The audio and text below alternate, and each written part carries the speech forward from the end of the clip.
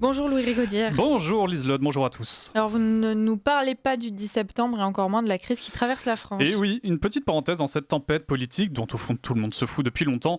J'ai préféré revenir sur cette vidéo publiée par l'Incorrect qui en a mis plus d'un très mal à l'aise. Un peu comme Rima Hassan qui s'est retrouvée pour une fois confrontée à une question qui ne concernait pas la Palestine. Pour ou contre le fait que Macron ait fait fermer Fessenheim ? Forcément contre. Je veux dire, les conséquences que ça a sur le plan social. Fessenheim ? Réacteur nucléaire, tout ça. Oui, voilà, mais je veux dire, le détail du nombre de personnes concernées, je ne pourrais pas vous le dire. La mais production énergétique aussi. Oui, mais je veux dire, le nombre de personnes concernées dans les fermetures, je n'ai pas le chiffre exact. Si vous l'avez, je le veux bien. Voilà, mais rassurez-vous, il ne sera ni question de Palestine ni de Rima Hassan. Non, ce dont je vais vous parler, c'est de cette connivence flagrante entre certains journalistes comme Patrick Cohen et Thomas Legrand, tous deux grassement payés par l'audiovisuel public, c'est-à-dire votre argent, qui n'hésite pas à comploter avec des socialistes, comme l'a très bien raconté Arthur de Vatrigan. C'était un lundi 7 juillet, et je m'en rappelle parce que c'était en juillet, il faisait pas beau, il faisait même froid, alors qu'on venait de sortir 3 semaines de canicule où tout le monde avait souffert. Et donc c'est le lundi, le lendemain de la fin de la saison médiatique. Donc Patrick Cohen a rendu son micro, et sur C'est à vous et sur France Inter.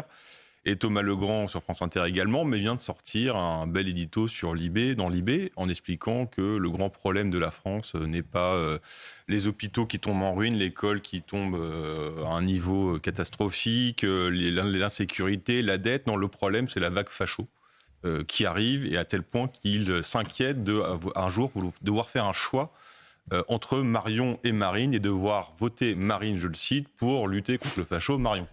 Je veux dire s'ils ont des vrais problèmes, ces gens-là. Bref. Alors bien sûr, des journalistes de gauche qui s'allient avec des politiques de gauche, rien de très surprenant jusque-là.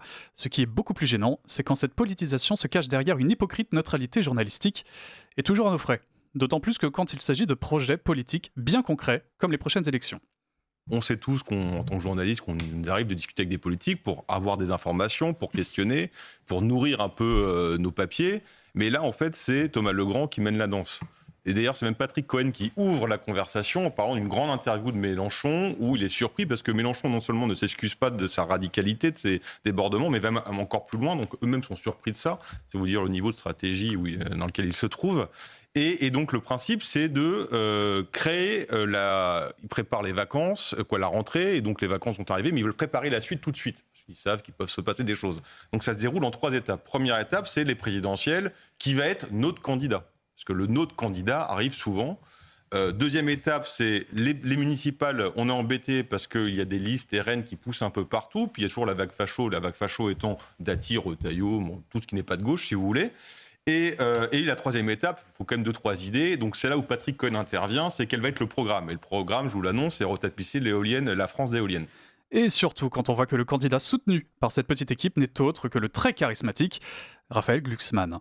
Et tout cela se fait dans une ambiance totalement assumée, sans aucune discrétion, comme le révèle toujours Arthur de Vatrigan. Mais moi, ce qui m'a le plus surpris, c'est il se cache pas, parce que le café il y a eu du monde. Il parle assez fort. Parce que là, la vidéo, on n'entend pas très bien le son, parce que vous savez, dans un restaurant, il y a le bruit du couvert, des verres, qu'on débarrasse les tables, et d'autres qui parlent. Mais il parle fort, tout le monde a entendu. Donc, bon, voilà. Et le deuxième, moi, ce qui m'a le plus surpris, c'est le niveau de stratégie, quoi. C'est les bouvards épécuchés de la stratégie politique. Si vous imaginez, ils disent... Alors, en fait, ils se mettent tout le monde à dos. Ils critiquent Mélenchon.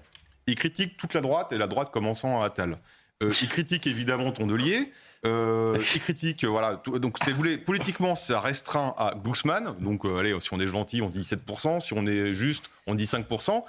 Et quand je disais candidat très charismatique en parlant de Raphaël Glucksmann, je ne plaisantais pas. Pour l'écologie, pour la démocratie, pour la France et pour l'Europe, nous allons être, mes amis, nous allons être la grande et belle surprise du 9 juin 2024. Nous allons bouleverser l'échiquier politique. Tout dépend de nous. Je compte sur vous. Vous pouvez compter sur moi. Et ce même Raphaël Glucksmann, compagnon d'une certaine Léa Salamé, présentatrice du 20h de France 2, était sur France TV, interrogé par la compagne de Benjamin Duhamel, journaliste à France Inter, tout comme sa mère, Nathalie Saint-Cric, et dont la belle-mère de la journaliste qui l'interroge, Le Monde est petit, et aux surprises, il a trouvé la performance de sa compagne, Léa Salamé, excellente. Est-ce que vous avez regardé votre compagne Léa Salamé au 20h et qu'est-ce que vous en avez pensé? Moi, j'étais extrêmement fier. Moi, je vais vous parler de manière très honnête. J'ai été extrêmement fier et j'ai trouvé que c'était un moment incroyable pour elle. Donc, c'est ma fierté pour elle, pour ce qu'elle représente, pour ce à quoi elle aspire. Je suis heureux de ce qu'elle fait, fier de ce qu'elle fait. Et on a toujours su être complètement séparés dans nos carrières. Il n'y a pas que Raphaël Glucksmann. Le petit microcosme de la télévision publique s'est lui aussi félicité de la performance, je cite, rayonnante de la journaliste, comme en témoignent Caroline Roux et Aurélie Casse. Vous l'avez trouvé comment, Léa Salamé, cette première semaine? Je pense que... moi, j'ai tout de suite trouvé que j'avais l'impression qu'elle en avait déjà présenté 30, quoi. J'ai trouvé hyper à l'aise. Et quand on la voit, on dit qu'elle est à sa place. Et en même temps, je suis curieuse de la suite. Je ne sais pas si elle pourra salaméifier le 20h. Ouais. Je sais pas Ça si se dit, ça passe, ça passe. Moi, je l'ai trouvée immédiatement dans le costume. Ouais. Immédiatement.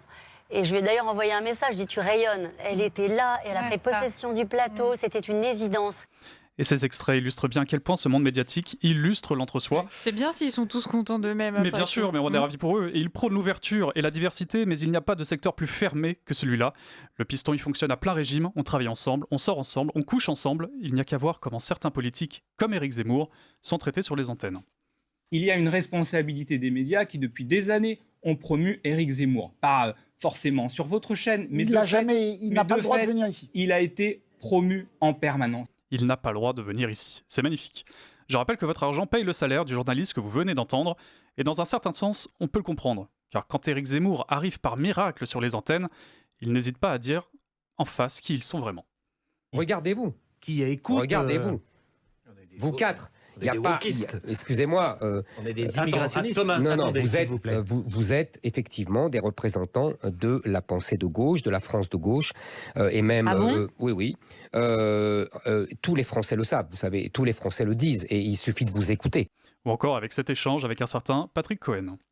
Vous menez, vous, un combat politique comme tous les médias, et vous le menez au nom d'une certaine idéologie politiquement correcte. Et vous le savez très bien. Vous avez oublié ce que c'était. Moi, je sais. Zemmour, le journaliste. Je vous ai connu journaliste, vous n'êtes plus journaliste. Moi, je fais du journalisme, le réel. Cohen, le réel. Mon cher, c'est vous qui ignorez le réel.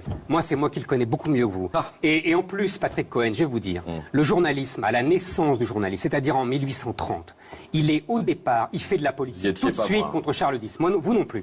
Et deuxièmement, vous faites de la politique à chaque phrase. Vous menez un combat idéologique à chaque phrase et vous le faites depuis que je vous connais. Moi, au moins, je suis à visage découvert, je ne me cache pas derrière la fausse objectivité du journaliste.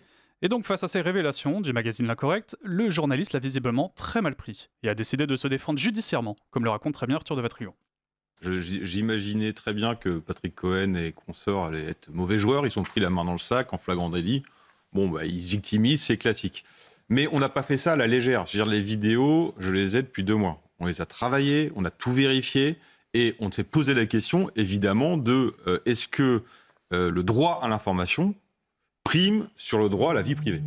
C'est une question qu'on s'est posée avant de faire un papier. Et on a estimé que l'affaire était trop grave pour se taire. Alors, on sait très bien qu'ils vont nous attaquer, on sait très bien qu'ils vont tout faire pour nous secouer. Je leur dis bon courage pour nous faire taire. Et c'est le moment de ressortir une archive. Que disait Patrick Cohen lorsqu'un étudiant avait été chargé par un journaliste de filmer en douce Laurent Wauquiez? Je vous laisse écouter, c'était en 2018. Et on l'a entendu, je le dis assez fermement, grâce à la saine curiosité d'un journaliste qui a eu la bonne idée de solliciter des étudiants pour voir ce que pouvait dire un personnage politique aussi important dans une enceinte universitaire. Je rappelle que c'est pas un bureau politique de LR qui a été espionné, c'est pas un rendez-vous secret. Une enceinte scolaire ou universitaire, c'est un endroit public. Bien sûr, la loi dit qu'on ne doit pas enregistrer les gens à leur insu, mais il y a une démarche journalistique, moi, qui me semble tout à fait légitime. Et d'ailleurs, comme le souligne la journaliste et chroniqueuse Juliette Briens, les méthodes employées par l'Incorrect sont les mêmes que celles de médias partout du monde, sauf que là, la presse subventionnée ne l'accepte pas. Éternel de poids de mesure.